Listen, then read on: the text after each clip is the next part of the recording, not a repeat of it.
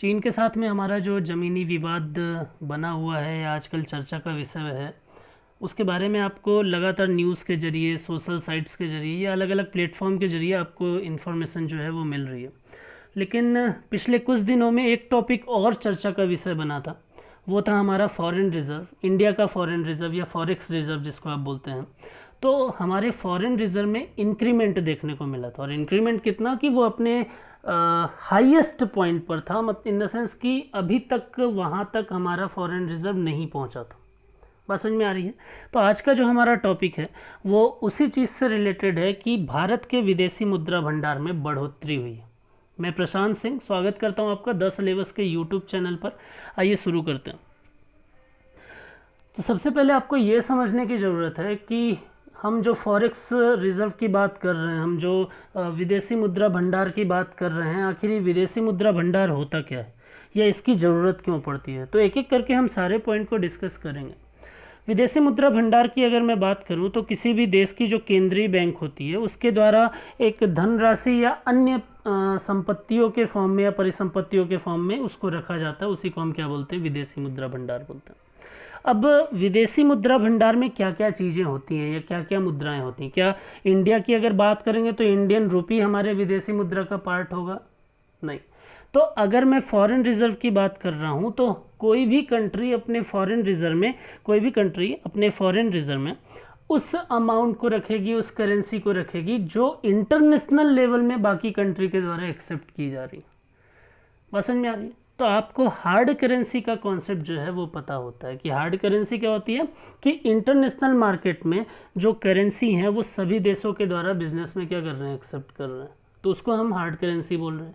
जैसे US dollar है, euro, येन, pound और भी जो चीज़ें, तो उसको हम क्या बोल रहे हैं, उसको हम हार्ड करेंसी बोल रहे हैं। तो हम क्या करते हैं या कोई भी देश क्या करता है, अपने एक रिज़र्व बनाता है और उस रिज़र्व में क्या रखता है, वो मेनली हार्ड करेंसी, गोल्ड और बाकी चीज़ों को रखता है। और जब भी बाद में ट्रेड करना हो या बाकी चीज़ें करनी हो तो उसी फॉरेन रिज़र्व का वो यूज़ करता है। बात समझ में आ रही है? तो यहाँ पर लिखा हुआ है कि विदेशी मुद्रा भंडार किसी भी देश के केंद्रीय बैंक द्वारा रखी गई धनराशि या अन्य परिसंपत्तियाँ होती हैं। रखी गई धनराशि या अन्य परिसंपत्तियाँ, थोड़ी देर में आपको इसका मतलब समझ में आ जाएगा। विदेशी मुद्रा भंडार एक या एक से अधिक मुद्राओं में रखे जाते हैं। मैंने ये बोला कि सिर्फ यूएस डॉलर, हम बोलचाल में बोलते हैं कि डॉलर के कंपेयर में हमारी करेंसी, तो जनरली हम यूज़ करते हैं कि डॉलर के कंपेयर में हमारी करेंसी इतनी है, लेकिन क्या सिर्फ डॉलर ही होता है जो हमारी फॉरेन रिजर्व में स्टोर किया जाता है या रखा जाता है? नहीं। तो मैंने आपको बोला कि यूएस डॉलर हो गया, यूरो हो गया, येन हो गया, पाउंड हो गया, तो इस प्रकार की अलग अलग करेंसी जो हार्ड करेंसी हैं उनको क्या किया जाता है, हमारे फॉरेक्स रिजर्व में रखा जाता है। ये जो विदेशी मुद्रा भंडार होता है इसको आप फॉरेक्स रिजर्व या एफएक्स रिजर्व के नाम से भी जानते हैं। मैंने इसको हाईलाइट इसीलिए किया हुआ है कि आप इसको ध्यान से देख लें कि फॉरेक्स रिजर्व लिखा हो या फॉरेन एक्सचेंज रिजर्व लिखा हो या एफएक्स रिजर्व लिखा हो, उन तीनों का मतलब जो है वो एक ही होता है। तो फॉरेक्स रिजर्व अगर लिखा है या एफएक्स रिजर्व है तो कन्फ्यूज़ होने की उसमें कोई भी ज़रूरत नहीं है। बात समझ में आ रही है? दूसरी चीज़ कि विदेशी मुद्रा भंडार में क्या सिर्फ हम विदेशी बैंक नोट को रखते हैं? क्या जो विदेशों में जमा पूंजी है या जो ट्रेजरी बिल है या जो शॉर्ट टर्म बॉन्ड या बिल के फॉर्म में है या लॉन्ग टर्म जो सिक्योरिटीज़ हैं, क्या सिर्फ हम उनको रखते हैं या उनके अलावा कुछ चीज़ों को और भी रखते हैं? तो इम्पॉर्टेंट पॉइंट ये वाला है कि वहाँ पर हम क्या करते हैं, हम गोल्ड को भी स्टोर करते हैं। इतनी चीज़ें तो हैं ही कि हार्ड करेंसी है, ये बाकी सिक्योरिटीज़ के फॉर्म में है, लेकिन और क्या है, तो गोल्ड को भी हम स्टोर करते हैं। एसडीआर के फॉर्म में जो पैसा होता है, एसडीआर क्या है, तो स्पेशल ड्राइंग राइट। तो जब हम आईएमएफ के बारे में कभी बात करेंगे तो हम एसडीआर को भी डिस्कस करेंगे वहाँ पर। तो एसडीआर के फॉर्म में जो पैसा होता है या अंतर्राष्ट्रीय मुद्रा कोष के पास से जो राशि जमा होती है या हमको मिलती है। बात समझ में आ रही है? तो आईएमएफ के पास से जो पैसा आता है या एसडीआर के फॉर्म में और सोने के जो भंडार हैं या गोल्ड के फॉर्म में, उसको हम क्या करते हैं, अपने विदेशी मुद्रा भंडार का पार्ट मानते हैं या उसमें रखा जाता है। बात समझ में आ रही है? तो किसी भी कंट्री का जो फॉरेन रिजर्व होगा वो जितना ज़्यादा होगा उस कंट्री की इंटरनेशनल मार्केट में ये समझ लो कि रिस्पेक्ट जो है वो उतनी ज़्यादा होगी, या उसका वहाँ पर जो इंटरफेयर होगा इंटरनेशनल मार्केट में वो उतना ज़्यादा हो सकता है। बात समझ में आ रही है? चर्चा का विषय क्यों बना हुआ है, अगले अगर हम पॉइंट की बात करें तो क्यों ये आजकल चर्चा में बना हुआ है, तो रिजर्व बैंक ऑफ इंडिया के मुताबिक देश में विदेशी मुद्रा भंडार जो है वो पहली बार, मैंने यहाँ पर जो ये आपको डेटा दिया हुआ है, ये डेटा अभी जो मैंने आरबीआई की साइट से निकाला है उसके हिसाब से दिया। तो यहाँ पर क्या बोल रहा है कि न्यूज़ में इसलिए बना हुआ था कि विदेशी मुद्रा भंडार जो है वो 501 पॉइंट समथिंग जो था उसको क्रॉस किया है। पहली बार हमारे कंट्री का जो विदेशी मुद्रा भंडार है वो इतना पहुंचा है। बात समझ में आ रही, इसलिए न्यूज़ में है। तो प्रेजेंट की अगर मैं बात करूं तो आरबीआई के डेटा के हिसाब से प्रेजेंट में जो इंडिया का फॉरेन रिजर्व है या फॉरेक्स रिजर्व है वो 50,638 मिलियन US डॉलर। अब आपके दिमाग में ये क्वेश्चन आ रहा होगा कि सर हमने तो बिलियन डॉलर के फॉर्म में या अरब डॉलर के फॉर्म में देखे हैं। तो ये चीज़ों को जब आप मिलियन US डॉलर को कन्वर्ट करेंगे तो वो 506 पॉइंट बिलियन डॉलर में कन्वर्ट हो जाएगा। तो ये क्या है, ये डेटा गलत नहीं है, बस ये है मिलियन US डॉलर के फॉर्म में, और आप उसको बिलियन में भी कन्वर्ट कर सकते हैं, आप उसको अरब डॉलर के फॉर्म में भी कन्वर्ट करके देख सकते हैं। बात समझ में आ रही है। तो इसमें क्या हुआ है, हमारे इंडिया का जो विदेशी मुद्रा भंडार है या जो फॉरेन रिजर्व है उसमें लगातार इंक्रीमेंट हुआ है और एक हाई लेवल पे वो पहुंचा है, इसलिए ये पिछले जून के महीने में लगातार न्यूज़ में बना हुआ था, इसलिए हम आज इसकी बात कर रहे हैं। आगे बात करते हैं। तो ये एक डेटा है, एक स्क्रीनशॉट मैंने निकाल कर और आपको समझाने के लिए, दिखाने के लिए यहाँ पर लगाया हुआ है। तो यहाँ पर आप देख सकते हैं कि ये जो एज ऑन जून 26, 2020 के हिसाब से ये आरबीआई की साइट से ही डेटा निकाला गया है। और यहाँ पर क्या है, US डॉलर जो है वो मिलियन के फॉर्म में दिया हुआ है, 506,838 मिलियन US डॉलर जो है वो टोटल रिजर्व है इंडिया का, आरबीआई के साइट के हिसाब से, जो 3 जुलाई को अभी रिलीज़ किया गया है। बात समझ में आ रही है। अब आप अगर गूगल चेक करोगे तो वहाँ पर हो सकता है कि डेटा आपको कुछ और मिल जाए। क्यों? क्योंकि फॉरेन रिजर्व तो कंटिन्यूस फिक्स तो है नहीं ना, उसमें इंक्रीमेंट डिक्रीमेंट तो कंटिन्यूस चल ही रहा है। तो कुछ दूसरे जो भी डेटा दे रहे हैं या जो भी प्लेटफॉर्म आपको बता रहे हैं कि इतना हो गया है, तो वो चीज़ें गलत नहीं हैं। बस समझ में आ रही है, बस उसमें फ्लक्चुएशन देखने को मिलता है, इसलिए डेटा जो है वो चेंज होता रहता है। ये डेटा जो है वो ऑफिशियल साइट से लिया गया है। तो मैं बार बार आपको ये बोलता हूँ कि जब भी आप कोई डेटा निकालें या जब भी कोई डेटा पढ़ें तो आप हमेशा उस डिपार्टमेंट की या उस मिनिस्ट्री की ऑफिशियल साइट से ही डेटा निकालें। विकीपीडिया पे आप जो इतना भरोसा करते हैं तो ज़रूरी नहीं होता कि वो सारी चीज़ें सही ही हों। बहरहाल हम बात करते हैं अपने टॉपिक से रिलेटेड। तो ये हमारा डेटा था। अब फॉरेन रिज़र्व आपको समझ में आ गया है, तो इतनी बात आपको आइडिया लग गया है कि फॉरेन रिज़र्व होता क्या है या विदेशी मुद्रा भंडार है क्या। तो उसी विदेशी मुद्रा भंडार के हिसाब से अलग अलग कंट्री की क्या की गई है, रैंकिंग बताई गई।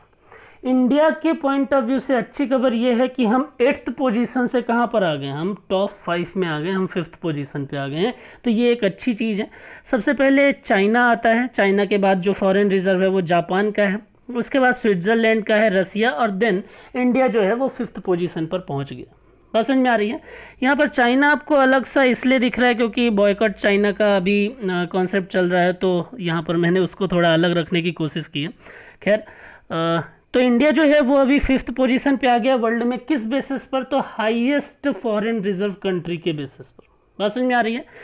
अब अगर मैं चाइना और इंडिया को कंपेयर करूं, क्यों? क्योंकि अभी इन दोनों कंट्री के जो रिलेशन है वो आपको पता है कि कैसे चल रहे हैं। तो उनके हिसाब से अगर मैं बात करूं तो चाइना का जो फॉरेन रिजर्व है वो अप्रॉक्सीमेट इंडिया के फॉरेन रिजर्व से 6 टाइम या 6 गुना ज़्यादा है। बात समझिए, प्रेजेंट की बात कर रहा हूँ मैं, फ्यूचर नहीं देख रहे हैं कि हम बॉयकॉट कर रहे हैं तो चाइना को जो हमको एक्सपोर्ट करता था तो उससे उसको इनकम होती थी, वो सारी चीज़ें हम बाद में बात करेंगे। लेकिन प्रेजेंट की अगर बात करूँ तो लगभग जो भारत का फॉरेन रिजर्व है, लगभग जो भारत का विदेशी मुद्रा भंडार है वो चाइना से 6 गुना कम है। बात समझ में आ रही है। तो कहने का मतलब ये है कि इंडिया और चाइना को अगर हम कंपेयर कर रहे हैं फॉरेन रिजर्व के बेसिस पे तो हम क्या हो रहे हैं, हम उससे 6 टाइम पीछे हैं अभी। बात समझ में आ रही है। हालांकि हमारे जो पीएम है उन्होंने आत्मनिर्भर भारत स्कीम लेकर आए हैं और उसमें हम सभी को सहयोग देना चाहिए। हम जो ब्रांड के पीछे भागते हैं या दूसरे कंट्रीज़ की जो कंपनीज़ हैं वो यहाँ पर आके और इनकम करती हैं और हमारी डोमेस्टिक मार्केट जो है वो डाउन जाता है। तो हमको ये चीज़ें समझने की ज़रूरत है कि जितना ज़्यादा हमारी डोमेस्टिक कंपनियों को फ़ायदा होगा उतना ज़्यादा हमारे कंट्री को फ़ायदा और उतना हमको फ़ायदा होगा। तो इसलिए आप थोड़ा ध्यान रखें कि हमको आत्मनिर्भर भारत का सपोर्ट करना है जितना आपसे हो सके। खैर, आगे अगर बात करें तो अब बात ये आती है कि आरबीआई ये जो रिज़र्व रख रही है तो आरबीआई इसके साथ में करती क्या है, कि क्या आरबीआई उसको कभी भी, जैसे आपने सुना कि गवर्नमेंट को उसने 1.70 लाख करोड़ रुपए या इतना पैसा जो है वो टाइम टू टाइम देती रहती है, तो क्या यही सारा पैसा जो है वो आरबीआई गवर्नमेंट को दे रही है, या फिर ये जो फॉरेन रिजर्व है इसको आरबीआई कर क्या रही है? तो हम बात करते हैं उसके बारे में कि आरबीआई का जो ये फॉरेक्स होता है या कंट्री का जो ये फॉरेक्स रिजर्व होता है वो किया क्या जाता है। तो आरबीआई जो है वो अपने फॉरेन रिजर्व का मैनेजमेंट करती है। कैसे मैनेजमेंट? आपने पढ़ा होगा, आपने सुना होगा कि इंडियन रुपी जो है वो यूएस डॉलर के कंपेयर में या दूसरी करेंसी के कंपेयर में इंडियन रुपी जो है वो डाउन जा रहा है या अप जा रहा है।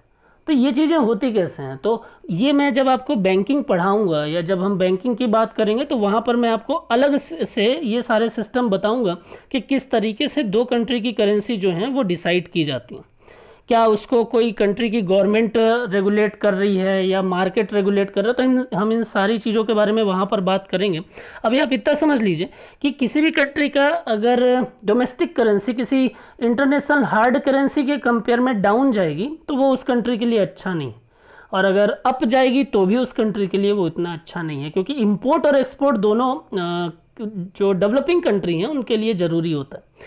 तो हमारे यहाँ पे इंडिया की अगर हम बात करें तो इंडिया में जितना हमारे लिए इंपोर्ट ज़रूरी है उतना ही हमारे लिए एक्सपोर्ट ज़रूरी है। तो हम अगर इंपोर्ट को अपने सस्ता कर लेंगे तो हमारा जो एक्सपोर्ट है वो महंगा हो जाएगा और हमारा जो इनकम हो रहा है, हमारा जो फॉरेन रिजर्व बढ़ रहा है वो धीरे धीरे डाउन होने लगेगा। दूसरी चीज़ की अगर हम अपने एक्सपोर्ट को बढ़ाने की कोशिश करें तो हमारा जो इंपोर्ट है वो डाउन हो जाएगा। तो हम क्या करते हैं, हम बैलेंस कंडीशन में चीज़ों को बना कर रखते हैं ताकि चीज़ें चलती रहें। तो अगर हमारे डोमेस्टिक करेंसी की वैल्यू डाउन जा रही है, क्यों डाउन जा रही है? क्योंकि हम डॉलर की या दूसरी हार्ड करेंसी की डिमांड ज़्यादा कर रहे हैं।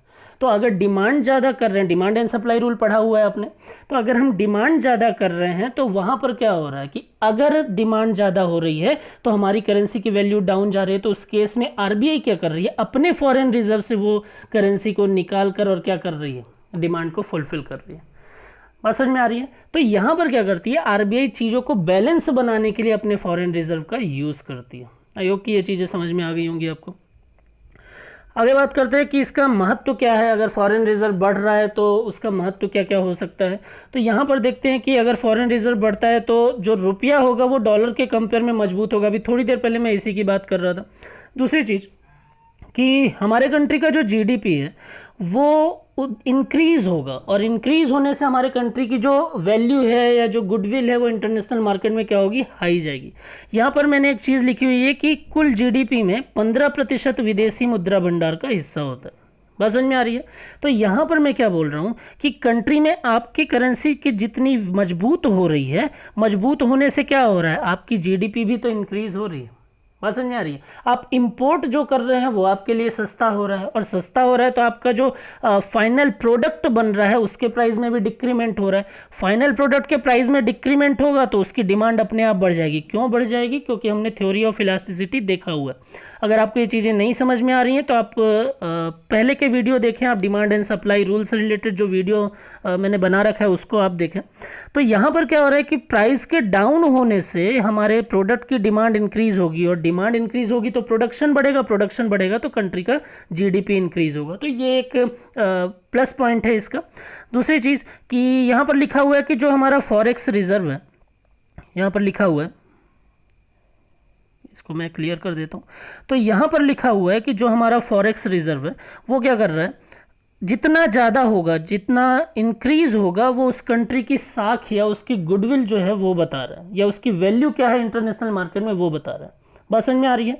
तो यहाँ पर बोल रहे हैं कि फॉरेक्स रिजर्व रखने से अंतर्राष्ट्रीय बाजार में देश की साख बनी रहती है। जिस देश में रिजर्व जितना अधिक रहेगा वह अंतर्राष्ट्रीय फॉरेक्स बाजार में उतना दखल दे सकता है।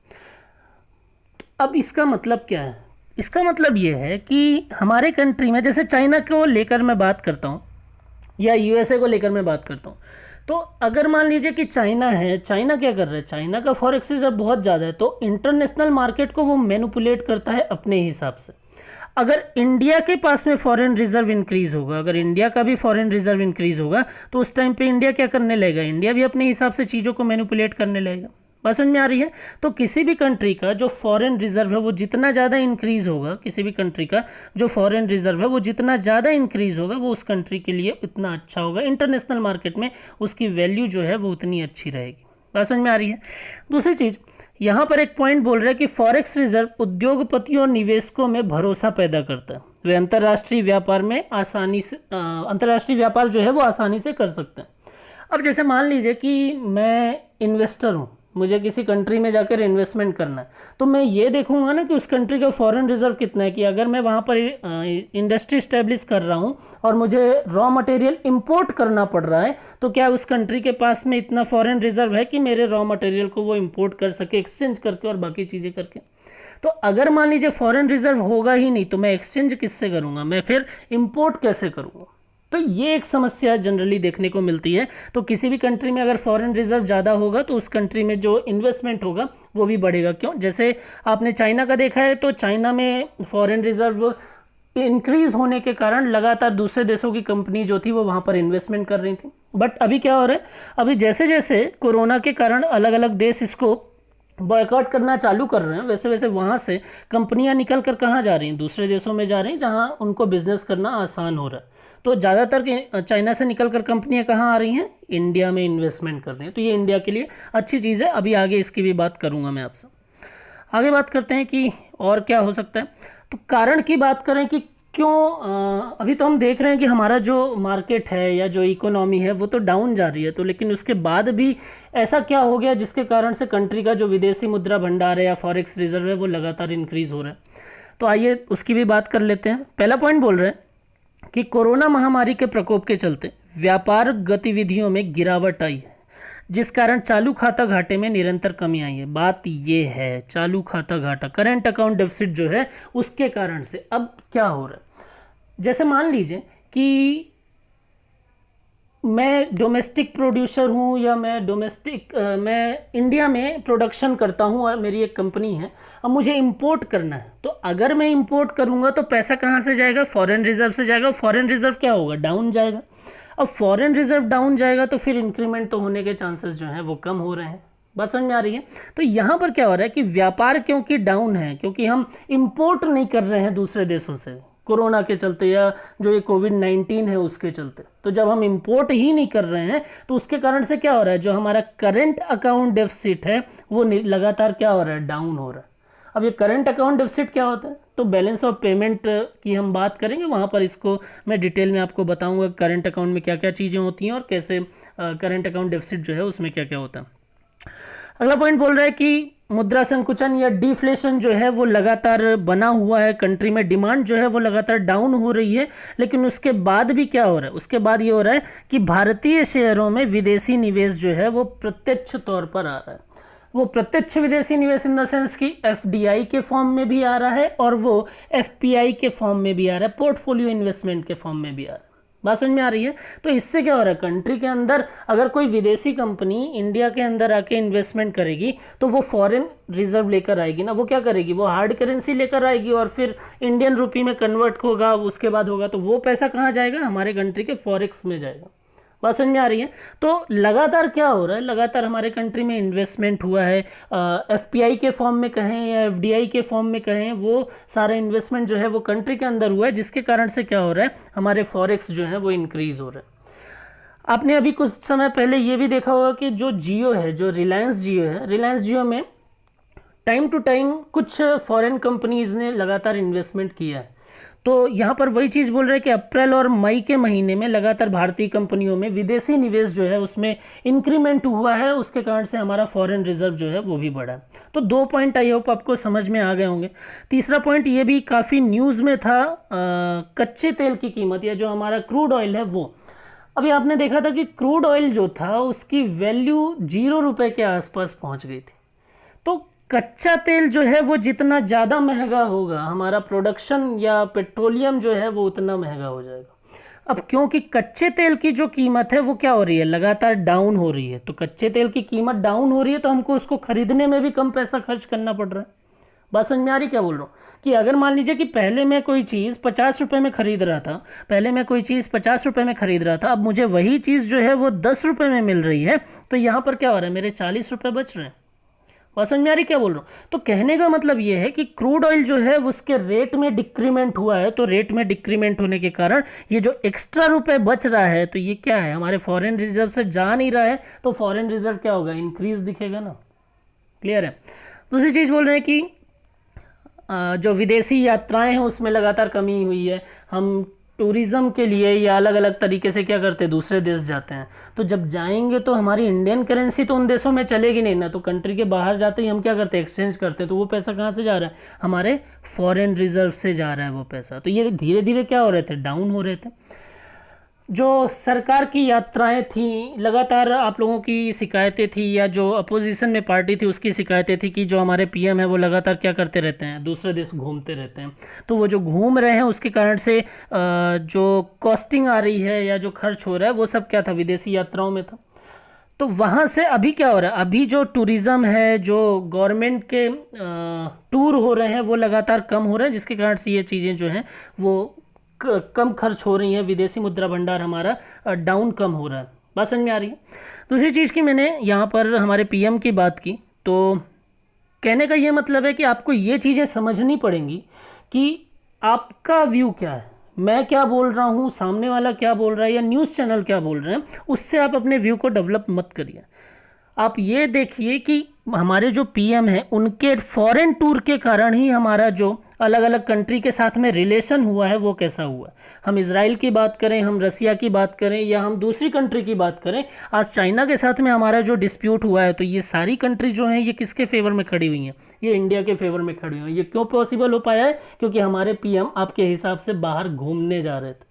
बात समझ में आ रही है? तो कहने का मतलब है कि जो हमारे पीएम हैं उन्होंने जितना भी पिछले कुछ सालों में फॉरेन टूर किया है उसका आउटपुट जो है वो आपको तुरंत नहीं समझ में आएगा, लेकिन वो लॉन्ग टर्म में चीज़ें जो हैं वो कंट्री के लिए अच्छी हैं। उन्होंने फॉरेन से जो रिलेशन हुए हैं अलग अलग कंट्री के साथ में, वो आपको धीरे धीरे करके दिखाई देंगे। बात समझ में आ रही है? तो कहने का मतलब है कि आप अपने व्यू को खुद डेवलप करने की कोशिश कीजिए, किसी दूसरे के व्यू से अपने व्यू मत बनाइए। खैर, आगे बात करते हैं। अब बात आती है कि फॉरेन रिजर्व अगर बढ़ रहा है तो उसका उपयोग क्या, कि क्या कर सकते हैं हम उन चीज़ों से। तो आपको पता है कि 1990 के टाइम ड्यूरेशन में हमारे कंट्री की जो इकोनॉमी थी वो बुरी तरीके से फेल हो गई थी। जो इकोनॉमी थी वो पटरी से लगातार उतर गई थी। तो उस टाइम ड्यूरेशन में मैं डॉक्टर मनमोहन सिंह और जो हमारे नरसिम्हा राव थे, उन्होंने क्या किया था, उन्होंने ओपन डोर पॉलिसी लेकर आए थे, जिससे इकोनॉमी को थोड़ा बेस मिला था, थोड़ा बैक सपोर्ट मिला था।